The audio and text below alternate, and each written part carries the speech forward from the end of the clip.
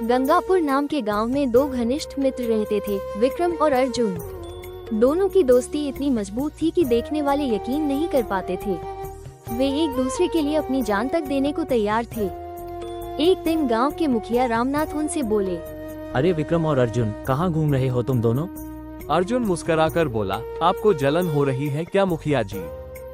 मुखिया ठहाका लगाकर बोले, मुझे क्यों जलन होगी भला? जलन तो तब होती जब मेरी भी तुम जैसी दोस्ती होती। मुखिया की बात सुनकर अर्जुन बोला, हमारी दोस्ती पर शक मत करना, ये कभी नहीं टूटेगी। मुखिया ने व्यंग्य किया, बड़ा घमंड है तुम दोनों को अपनी दोस्ती पर, लेकिन देखना वक्त कब किसे अलग कर दे कोई नहीं जानता। मुखिया की बातें विक्रम और अर्जुन को पसंद नहीं आई, लेकिन उन्होंने उस पर ध्यान नहीं दिया। कुछ दिनों बाद अर्जुन को शहर जाना पड़ा क्योंकि उसके पिता की नौकरी शहर में लग गई थी। विक्रम से बिछड़ते समय अर्जुन की आंखें नम थीं। अर्जुन बोला, विक्रम स्टेशन तक छोड़ने नहीं आएगा? विक्रम ने उदास स्वर में कहा, नहीं यार, मैं तुझे जाते हुए नहीं देख सकता, यहीं से अलविदा कह दे। दोनों की आंखें छलक आईं और आखिरकार अर्जुन चला गया। विक्रम गांव में अकेला रह गया। समय बीता, विक्रम की शादी हो गई। उसने सीता नाम की लड़की से विवाह किया, जिससे उसे एक बेटा हुआ। विक्रम मजदूरी करके अपने परिवार का पालन पोषण करने लगा। एक दिन जब वो घर आकर खाने बैठा तो उसकी पत्नी बोली, आज आलू की सूखी सब्जी और रोटी बनाई है, खा लो। विक्रम मुस्कुराकर बोला, अरे वाह, भोलेनाथ की कृपा से आज तो दावत हो गई। विक्रम की शिव भक्ति पर उसकी पत्नी हंसी। जब देखो तब हर हर महादेव करते रहते हो, लेकिन मेहनत भी तो करनी पड़ेगी। विक्रम हंसकर बोला, महादेव ने भी तो मेहनत का ही संदेश दिया है, इसलिए मैं दिन भर मेहनत करता हूँ।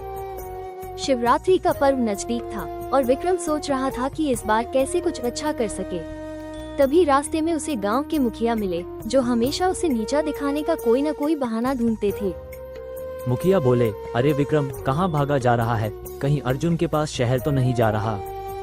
विक्रम ने जवाब दिया, मेरा दोस्त मुझसे दूर गया है, लेकिन हमारे दिल अब भी जुड़े हैं। मुखिया ने व्यंग्य से कहा, तो फिर वो तुझसे मिलने क्यों नहीं आया? लगता है शहर की चकाचौंध में तुझे भूल गया।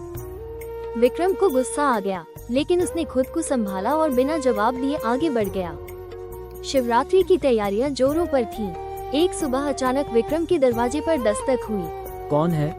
विक्रम ने दरवाजा खोला और सामने अर्जुन को खड़ा देखकर उसकी आंखें फटी की फटी रह गईं। वो दरवाजा वापस बंद करने ही वाला था कि अर्जुन हंसते हुए बोला, अरे पागल, क्या कर रहा है? मुझे अंदर नहीं बुलाएगा? विक्रम ने उसे गले से लगा लिया और खुशी के मारे उसकी आंखों से आंसू छलक पड़े। विक्रम की पत्नी सीता और बेटा अजय भी अर्जुन से मिले। अजय खुशी से बोला, चाचू, पापा आपकी बहुत बातें करते हैं। अर्जुन ने हंसते हुए कहा, क्यों नहीं करेगा, आखिर दोस्ती जो इतनी गहरी है। अर्जुन अपने दोस्त की आर्थिक स्थिति देखकर दुखी हुआ। उसने अपनी जेब से पैसे निकालकर विक्रम को देने चाहे, लेकिन विक्रम ने मना कर दिया।